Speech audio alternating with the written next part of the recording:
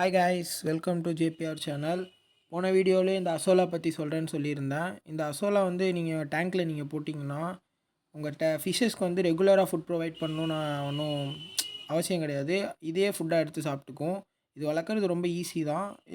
என்னோட செட்டப் காமிக்கிறேன் பாருங்கள். இதுதான் என்னோடய அசோலா வளர்க்குற செட்டப்பு. ஒரு 2 பக்கெட்டில் ஹாஃப் அளவுக்கு தண்ணி ஊற்றிட்டு கீழே லைட்டாக சாண்டு போட்டுக்கோங்க. மண் எதாவது போட்டுட்டு ஒரு கை அசோலா அதில் போட்டிங்கன்னா அதுவே ஒரு சன்லைட் இருக்கிற ஏரியாவில் போய் வச்சிங்கன்னா அதுவே ஆட்டோமேட்டிக்காக வீக்லி ஒன்ஸ் நிறையா வளர்ந்துக்கிட்டே இருக்கும். நீங்கள் போட்டு உங்கள் ஃபிஷ் டேங்கில் கூட போட்டுக்கலாம். இதுதான் எங்களோட கார்டன் செட்டப். எப்படி இருக்குன்னு கமெண்ட்ஸில் சொல்லுங்கள். அப்கமிங் வீடியோஸில் ஒன் பை ஒன்னாக நாங்கள் ஒரு வீடியோ ஒரு செடியை பற்றி போடுறேன்.